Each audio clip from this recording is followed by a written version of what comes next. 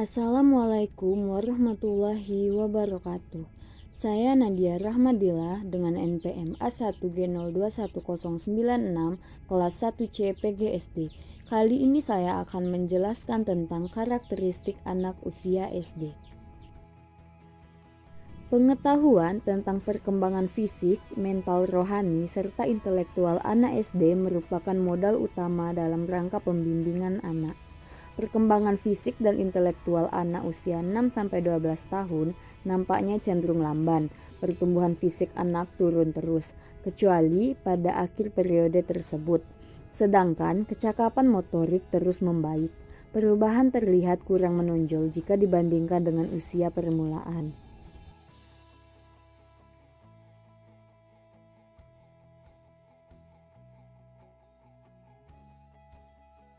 Terdapat 4 kegiatan belajar dalam karakteristik anak usia SD. 1. Pertumbuhan fisik atau jasmani. 2. Perkembangan intelektual dan emosional. 3. Perkembangan bahasa. 4. Perkembangan sosial, moral, dan sikap.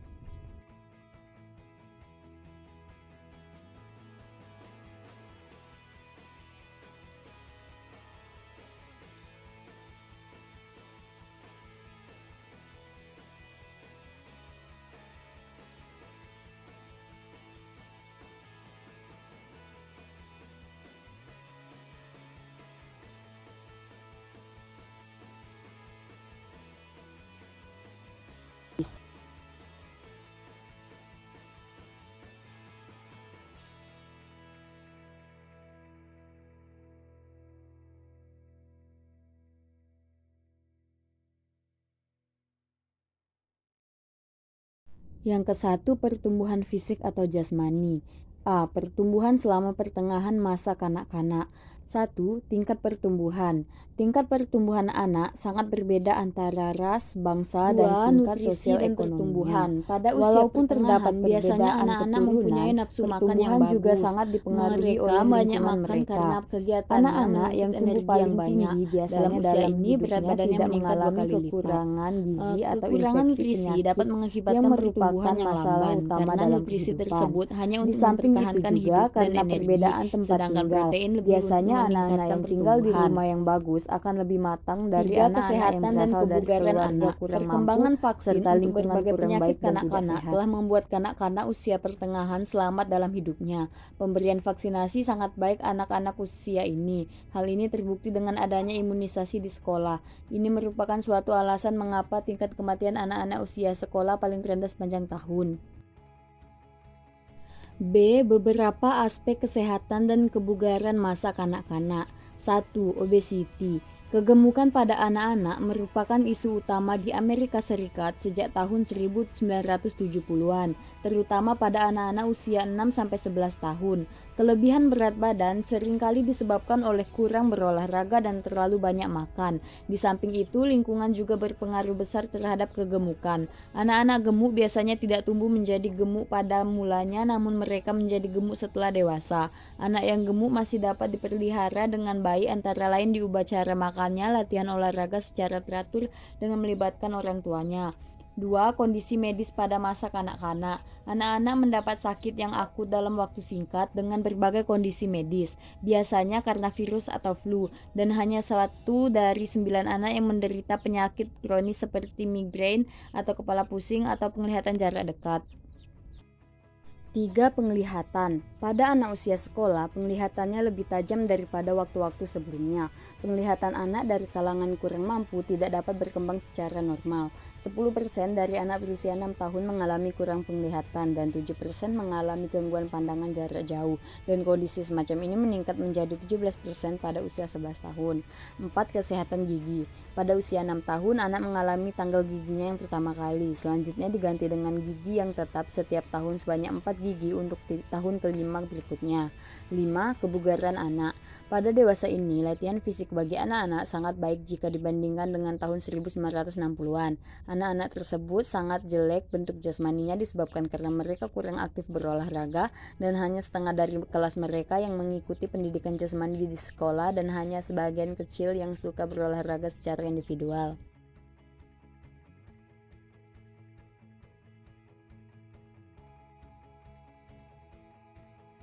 Materi kedua, perkembangan intelektual dan emosional. A. Perkembangan intelektual. 1. Perkembangan kognitif, tahap operasi konkret Piaget. Menurut Piaget, kadang-kadang anak usia antara 5-7 tahun memasuki tahap operasi konkret, yaitu pada waktu anak dapat berpikir secara logis mengenai segala sesuatu. 2. Berpikir operasional.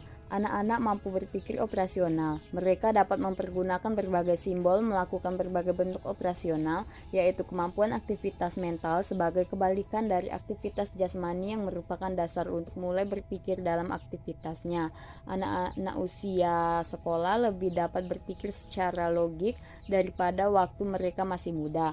Cara berpikir mereka masih terikat pada kenyataan atau kejadian pada waktu sekarang, artinya terikat pada hal-hal yang sedang dihadapi saja. 3. Konservasi. Anak-anak mengembangkan berbagai tipe atau bentuk konservasi dalam waktu yang berbeda. Pada usia 6 atau 7 tahun, mereka dapat mengkonservasi substansi. Pada usia 9 atau 10 tahun, mampu mengkonservasi berat, dan pada usia 11 atau 12 tahun, mengkonservasi volume. Pada dasarnya, ketiga jenis konservasi tersebut adalah identik, tetapi anak-anak belum mampu mentransfer apa yang mereka telah pelajari, yaitu mengkonservasi satu tipe kepada bentuk lain yang berbeda. 4. Bagaimana konservasi dikembangkan? Pada umumnya, anak-anak bergerak dengan melalui 3 tahapan dalam menguasai konservasi. 1. Anak-anak operasional gagal mengkonservasi. 2. Merupakan transisional. 3. Anak-anak dapat mengkonservasi dan dapat memberikan alasan secara logis atas jawaban yang mereka berikan. B. Perkembangan emosi. 1. Gangguan emosional pada kanak-kanak. Terdapat beberapa gangguan emosional pada masa kanak-kanak sehingga terkesan dan sebagai penyebab ketakutan kanak-kanak untuk melakukan kegiatan. Anak-anak yang sering mengalami gangguan semacam itu selalu merupakan masalah bagi para psikoter. Kurang lebih 20-25% yang menderita gangguan tersebut, dan hanya sekitar 1 di antara 5 anak yang mendapatkan perawatan dengan baik. 2. Beberapa tipe masalah emosional. Kebrutalan atau keberingasan anak nampak pada perilakunya. Mereka menunjukkan suatu perbuatan yang seringkali memerlukan bantuan orang lain. Seringkali juga terjadi pencurian kecil-kecilan yang dilakukan oleh anak-anak. Namun hal semacam ini tidak selamanya merupakan perbuatan yang salah.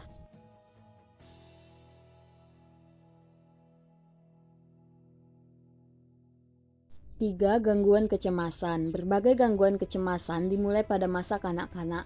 Anak-anak yang menderita gangguan keinginan semacam ini seringkali tidak mau berteman. Dengan kata lain, dia suka menyendiri dan selalu peduli terhadap penyakitnya. Kondisi semacam ini dapat mempengaruhi anak laki-laki maupun perempuan semenjak kanak-kanak bahkan sampai dewasa usia mahasiswa. 4. Takut sekolah. Suatu ketakutan yang tidak realistis adalah apabila seorang anak tidak mau sekolah. Unsur yang paling penting dalam memperlakukan anak yang takut atau fobia pada sekolah dapat dimulai sejak dini dan dilakukan secara terus-menerus. 5. Kematangan sekolah. Kematangan sekolah merupakan suatu kondisi di mana anak telah memiliki kesiapan cukup memadai. Usia anak yang dianggap matang sekolah adalah 5 atau 6 tahun. Pada rentang usia ini, anak telah mencapai perkembangan fisik sebagai dasar yang dibutuhkan untuk dapat melaksanakan segala sesuatu di sekolah. 6. Depresi pada masa kanak-kanak. Untunglah bahwa anak yang tertekan jarang yang berkepanjangan, walaupun angka bunuh diri pada anak-anak muda meningkat. Gejala-gejala dasar yang mempengaruhi gangguan tersebut adalah serupa pada masa kanak-kanak hingga dewasa. 7. Perawatan problema emosional. Ada beberapa jenis terapinya, yaitu 1. Terapi jangka pendek dan panjang, atau terapi bermain dan terapi keluarga. Yang kedua, terapi perilaku dan modifikasi perilaku. Yang ketiga, efektivitas terapi. C. Stres. Dalam pembahasan masalah stres, terutama dalam kehidupan anak, para ahli lebih banyak melihat adanya bahaya stres yang dialami oleh atau diderita oleh ibu yang sedang hamil, khususnya bertalian dengan perkembangan anak.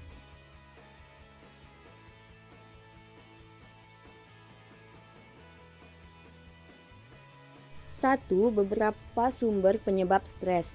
Berbagai kejadian dalam hidup.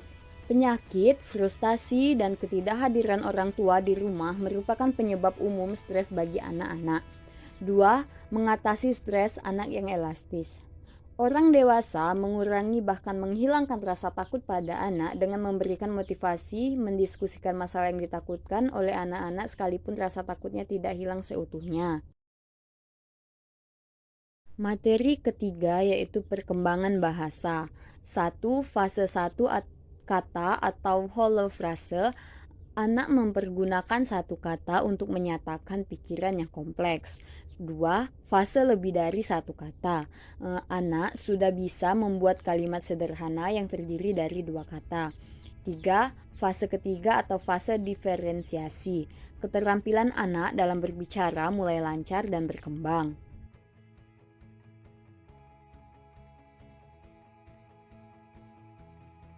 A. Bahasa tubuh. Cara seseorang berkomunikasi dengan menggunakan gerak-gerik tubuhnya.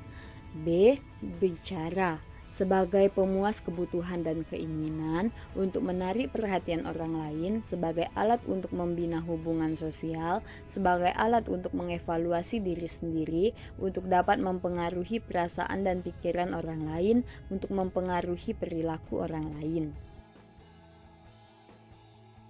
C. Proses anak berbicara didukung oleh beberapa hal. Kematangan alat berbicara, kesiapan berbicara, adanya model yang baik untuk dicontoh oleh anak, kesempatan berlatih, motivasi untuk belajar dan berlatih, dan yang terakhir bimbingan. D. Gangguan dalam perkembangan berbicara. Itu ada dua, yaitu anak cengeng dan anak sulit memahami isi pembicaraan orang lain. Materi keempat, perkembangan sosial, moral, dan sikap. A. Perkembangan sosial. 1. Ganjaran atau hadiah. Sebagai bentuk apresiasi atau penghargaan terhadap suatu prestasi yang dicapai. Fungsi hadiah ini yaitu yang pertama memiliki nilai pendidikan, memberikan motivasi kepada anak, dan memperkuat perilaku.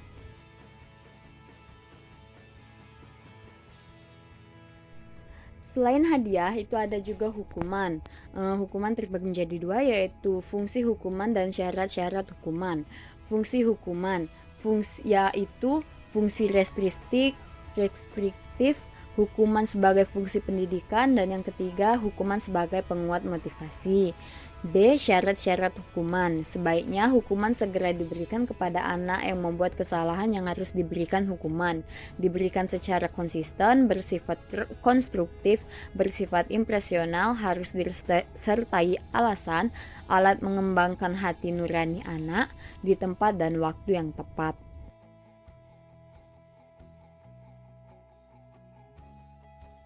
B. Perkembangan moral dan sikap. Ada beberapa proses dalam pembentukan perilaku moral dan sikap untuk anak. Yang pertama, imitasi atau imitation. 2. Internalisasi. 3. Introvert dan extrovert. 4. Kemandirian. 5. Ketergantungan. Dan 6. Bakat. Ada dua jenis bakat yang dimiliki dan dapat dikembangkan. Yang pertama, bakat yang bertalian dengan kemahiran atau mengenai suatu bidang pekerjaan khusus. Yang kedua, bakat yang diperlukan untuk berhasil dalam tipe pendidikan tertentu atau pendidikan khusus.